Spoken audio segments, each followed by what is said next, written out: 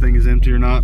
My light's been for like 45 minutes now. Used to, when they were done with it, bring out the bills, but I'm not sure if that's the case anymore because it's been green for a long time. So I'm going to pull out the door and see if the bills are in the back.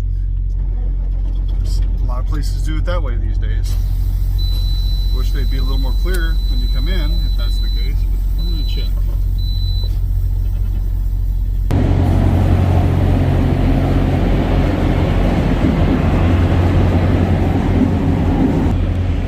No bills, but it looks like I'm getting a box full of ground turkey for free because they're done unloading me. I've already paid my lumber fee. I'll back up against the dock in case they need to get back in there, but I'm about to give them a phone call and ask them what's up. I'm ready to go home. Just sit here all dang night. They haven't touched this trailer in an hour and a half, and I paid my lumber fee an hour and a half ago, and getting tired of sitting here for no reason. So here's what I'm dealing with right now. This trailer's been done being unloaded for over 2 hours. And the number that they called me on, when you call it, just gets a busy signal. If you look up their number on Google, you get a number that you can only talk to security on if they answer. They're not going to be able to help me. They don't know anything up there. And I'm not allowed to go in the building. They haven't brought me my bills. I know they're done because I paid my lumber fee. I pulled out, look, the truck is empty for the most part. Looks like they rejected a box. Anyway.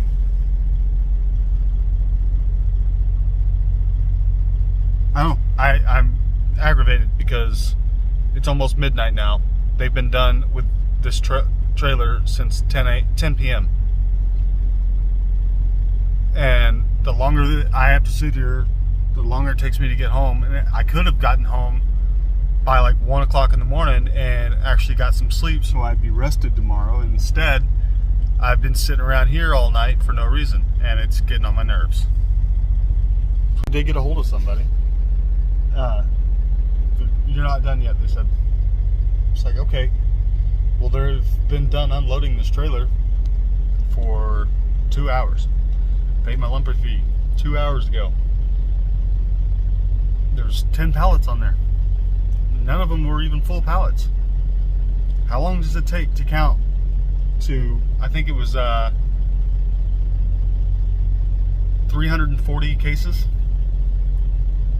It can't take that long. But Capstone, man, that's the lumper service. They always find a way to take 10 times longer than it ought to. Well, it's now 1 o'clock in the morning, and they finally brought my bills out. About an hour ago, the Capstone guy was out. He saw me sitting in the driver's seat, and he come and told me they were done with it, and that he'd be out in a few minutes. And an hour later, he brought them out to me. I guess it ticked him off that I got a hold of him and asked him about it. That's a risk you run even if you do it politely. If you ask these shippers and receivers, like, hey, what's going on, they can get ticked off and just hold your paperwork. I usually don't, but it was obviously something was going on, like I got missed or something, and they just decided to hold me for another hour. I know that seems probably unlikely, but it's not. It's happened to me before. It's happened to other drivers. Capstone is one of the worst lumper services out there. Like, they always take 10 times longer than they should. When you're counting them on a pallet and they're perfectly stacked, it doesn't take that long to count. It's like you can count a whole trailer. I've counted a whole trailer in 15, 20 minutes. It's not that complicated. And they got at least one guy, usually 2 per trailer. And it took them, got in the door at 8:30. They started unloading me around 9. It took them 4 hours to unload 10 or 11 pallets and count to 1,000. So anyway, I'm heading home. K&B driver won't take another year to get out of the freaking way here.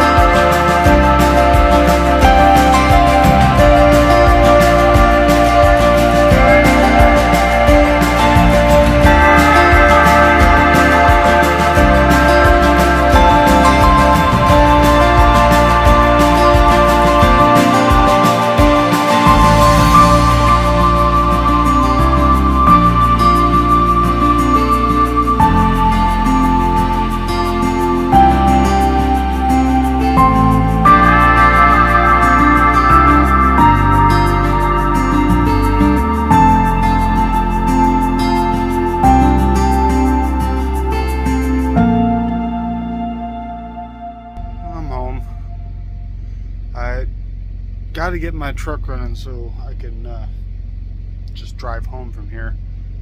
I would walk, but it's like 3 miles and it's like 28 degrees and I don't feel like doing that just to wake everyone up. They'll get up and have breakfast or just get dressed, come get me, and then we'll go have breakfast somewhere else. That's like it's 4 a.m. so just gonna hang out here for a while. What happened? Always wiggly. One day folks said they were drinking and they smoked a bomb. Mommy, why you have in your sandwich? I have my hamburger helper. I like to put it with my bread. Who's that? Here.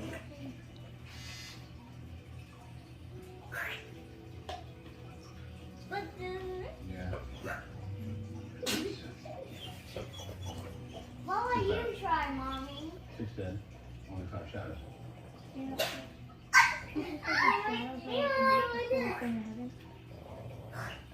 That's the bomb gun. No, it's silly. What the hell? I'm kind of feeding you get a shadow. You? How would you do that, Daddy?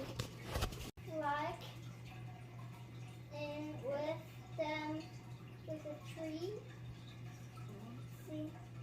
You would see. So, you may. I like L-I-L-I.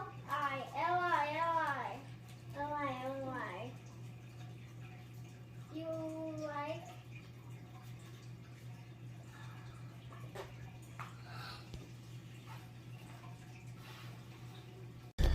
Well, I'm running a little late today. I just had a late night and it's a drop and hook there at the pickup, and it doesn't need to be in Memphis until 5 a.m. But I've got a couple of really busy days ahead of me. I've got to get down to Springdale. That load's got to be in Memphis by 5 a.m. And then my next load is going to be ready by no later than 3 o'clock tomorrow afternoon back in Springdale. And then that's got to be in Weberville, Michigan. Stupid Aldi's place that I hate going to. By, today's Monday, so Tuesday, Thursday morning, 2 a.m. And then they've got me picking up another load somewhere in Michigan that same afternoon. It turns around and delivers the next day. So it's gonna be a busy few days. I hope I can get everything delivered on time. They schedule things so tight sometimes with Hirschback that I don't even worry about it. It's like it'll get delivered or it won't, and I'll do everything I can to make it happen, but I can't make miracles happen. You know, I can't just magically appear somewhere I need to be when they want me to be there. I have laws I have to follow. I have rules that have to be followed. They don't seem to care about that stuff. I also need sleep sometimes, you know. Not every day, but most days I need a little bit of sleep. But I'm gonna go, I gotta get this thing washed out here in Van Buren. I gotta get the reefer topped off. I think it's got like 7 gallons of fuel in it. So I gotta get that fueled off up in Alma, Arkansas, and then go get this thing picked up in Springdale. Haul butt towards Memphis. I'm gonna just go straight into Memphis. That place has a staging area. Hopefully when I get there, there'll be somewhere for me to park. And I'm gonna try to keep my clock off so that the time me waiting there and stuff is off duty, so that when I get unloaded there, I can just haul butt back towards Springdale and get some miles in. But we'll see how it works out.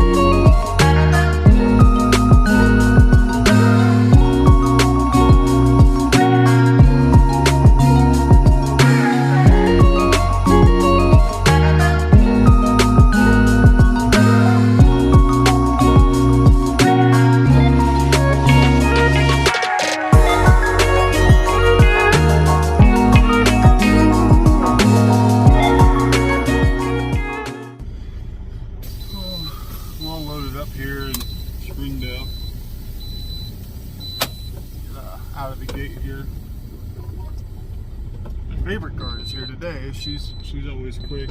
She's real polite. Sometimes she has treats for my puppers. Hadn't happened in a while. Maybe she got tired of spending money on it, which is all right. But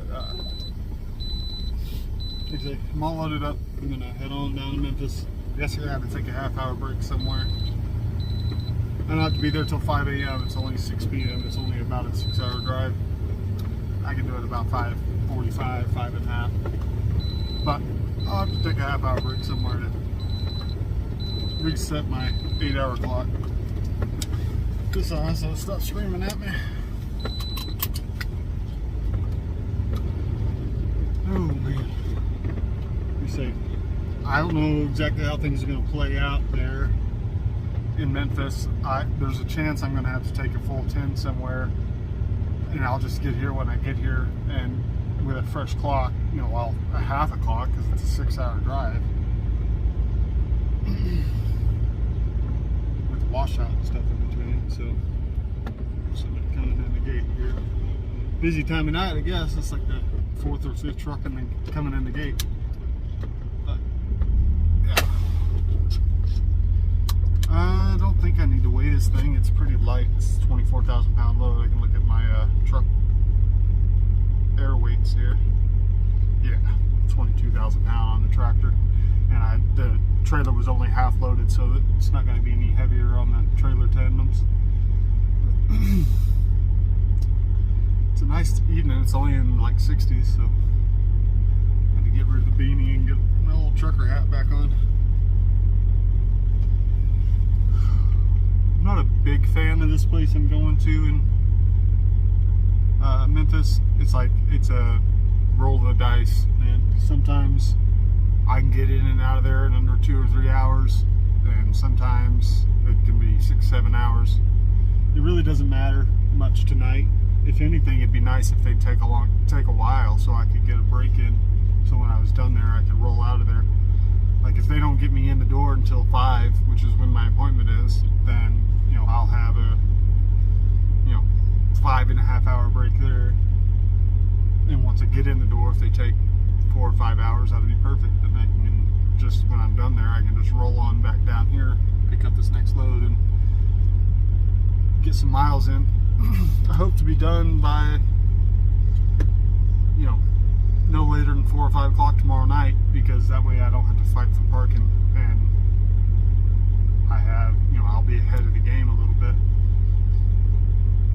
Best case scenario, I get back here by noonish, get this thing, get up past Joplin, maybe past Springfield,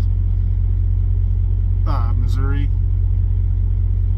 I really don't want to stop in Stratford, but I might end up having to. Stratford, Missouri there's like 2 or 3 truck stops there, and it's like everybody that's going through that area that needs to stop tries to stop in Stratford, so it can be kind of hard to find parking. But that might end up where my clock is going to limit me to tomorrow. If I can make it, I'd rather go on up to like St. Roberts, so that Road Ranger, because that place always has parking, especially early in the afternoon. I wouldn't have to fight for parking or nothing, and then I'd be a lot, an hour and a half, 2 hours closer to Weberville. Alright, I'm going to stop talking and wait on this truck to get checked in so I can get out.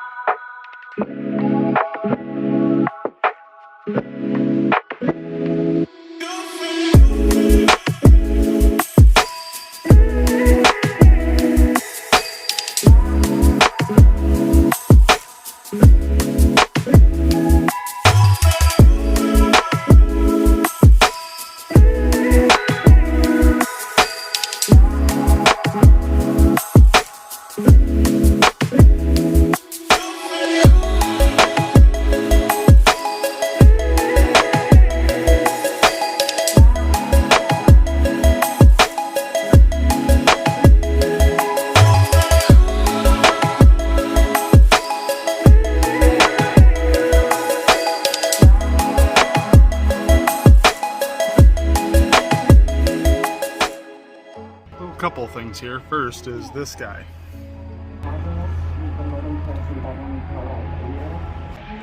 I don't know if you can hear that, but it's blaring as whatever he's watching on TV. So loud, his windows are up that I can hear it like I'm sitting in his truck. Secondly, we're in this little truck stop here in Clarksville, Arkansas. I'm gonna roll this window up so I don't hear so much of his crap. Rude. Anyway, got a little burger and I put it in the microwave, and I had these little slot machines there, and I had $5 in my pocket. I don't ever play those things. I stuck the thing in there and immediately gave me like 10 free games, and then I won like $140. So I cashed out, and then she told me it's $140 in store credit. Like, oh, so I gotta go shopping, I guess. I get to spend the next 10 minutes finding something that I want for $140. Now, truck drivers, if you didn't know, we have to use these things, or when we're on the phone and stuff, or we get huge tickets. And mine's been broken and worn out forever. And there you go. It's $139, which is exactly how much I won. I won $139 even. It's $139.99, so I just had to pay the taxes on it and $1. That's cool. $14 for a $130 headset. I might end up giving that one to the wife because she needs one that has noise canceling and stuff, and mine still works. So I'll probably just save that for the wife. Yeah, that's what I'll do. Give that one to her. Been needing to give her one that, because when we talk, she has to use her phone, because we've gotten her a couple of cheap Bluetooth ones that doesn't noise cancel hardly at all. So it's like it'll come in super loud and blow my eardrums out. But I'll just give that one to her, so she'll have one. But that was pretty cool. I never win stuff, and I just put $5 in there and got 140 back out. It would have been cooler if it was cash, because I was just left there with cash, but I've been needing to get one of these for the wife, so I'll just give that to her and use mine until it quits working.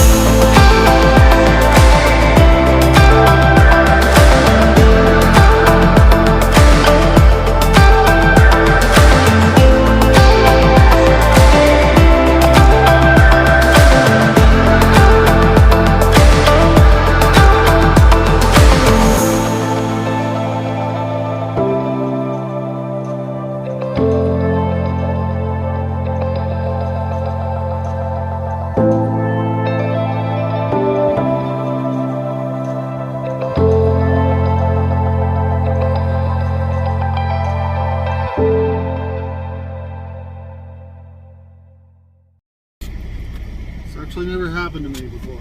I've come here several times, and there's usually at least one space available in the staging area. The thing is completely full. There's trucks up and down the block, but there's also no parking signs up and down the block. Best I can do is sit here and watch and see if somebody leaves the staging area. Then I can pull back around and try to park there. I don't know. It really sucked to get a parking ticket waiting to get checked in somewhere.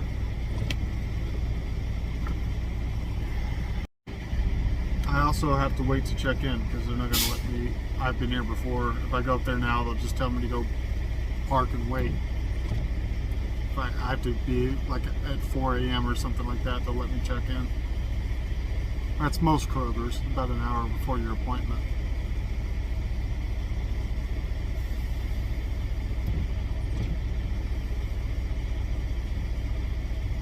It's just how it is sometimes, you know. They got this giant staging area, but I'm sure there's guys that park there after they're empty and stuff, which I can't blame them. You know, they need somewhere to go.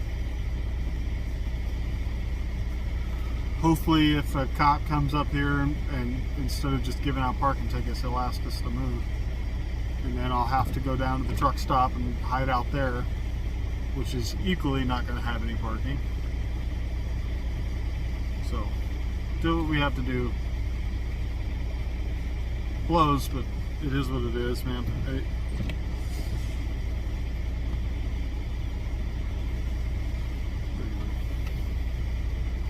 Just hate everything about this. What this will do is next time I have a load here, I'll stop somewhere down the road and come in closer to my appointment time. Because coming here not having anywhere to park is not great.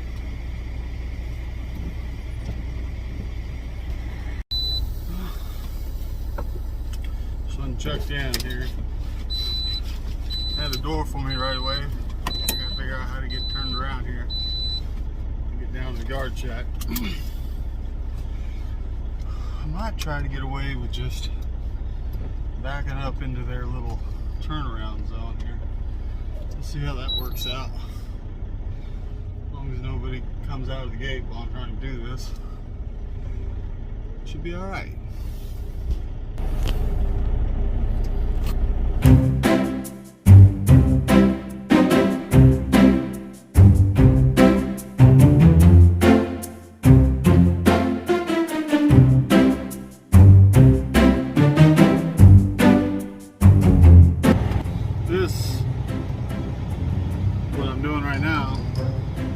Trucking industry we so unlovingly call the E-log crawl. What that means is I've got some stuff I need to do today, and if I drive this truck over 5 miles an hour, it'll trip my E-logs. So I'm doing the E-log crawl down to the dock door,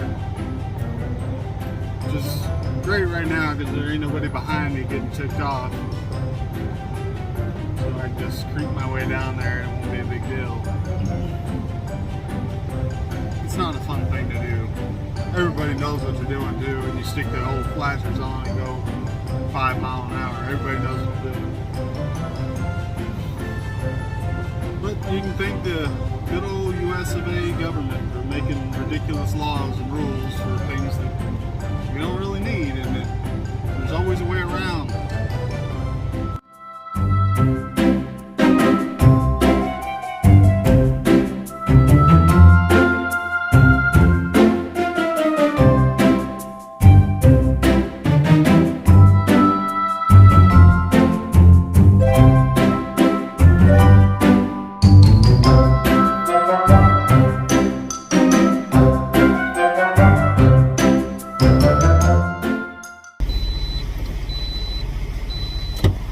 Like 5 hours left on my break, so I'm going to try to sneak over to the staging area and finish out my 10-hour break. Now they have a security guard walking around watching stuff, just don't know how much he's paying attention. The guy's watching his phone, stuff like that. I don't know if he's paying attention or not. And I just need to sit there for 5 more hours, catch a bit of a nap, and then I can go get this thing washed out and get it down to Springdale. That's the plan anyway. And we'll see if they'll let me park over there or not. Just gotta pull up out of the way here and close my trailer doors.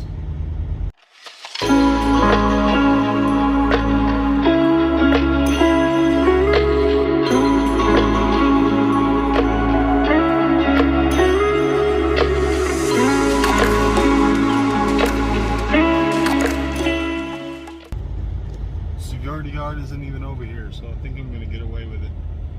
I'm not taking up their last space or anything. After they started opening up, a bunch of spaces opened up, so I think I'll be alright. Just park out of the way here for a couple hours, get a little bit of a nap in, and then go pick up this next load, Springdale.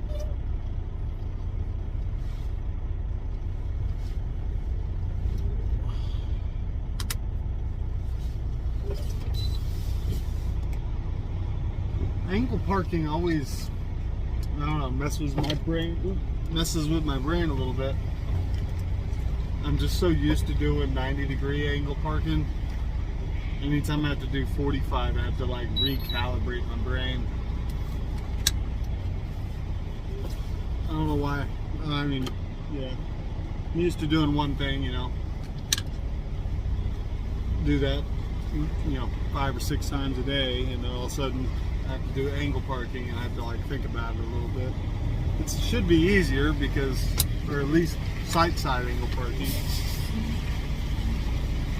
because you don't need as much space because your trailer's already pointed the right way and all that. I always end up having to do a bunch of pull-ups and stuff to get my trailer right.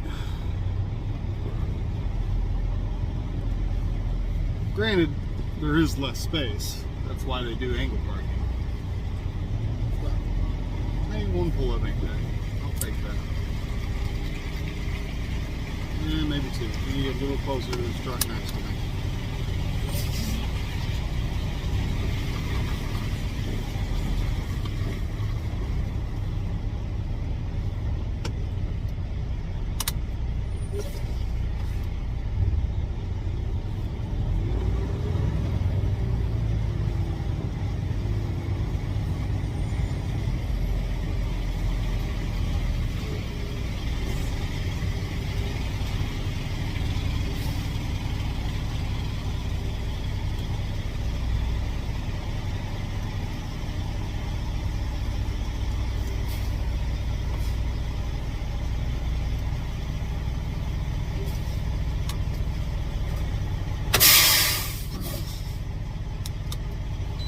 I don't know when I'm going to get this thing edited because I'm going to go back there and try to get a couple hours of sleep before I have to go back to work.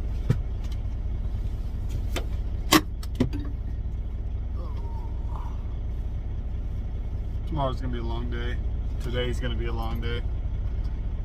My lower back has been killing me all day too. Like, I've been trying to get some rest here. My lumbar area has just been throbbing all morning.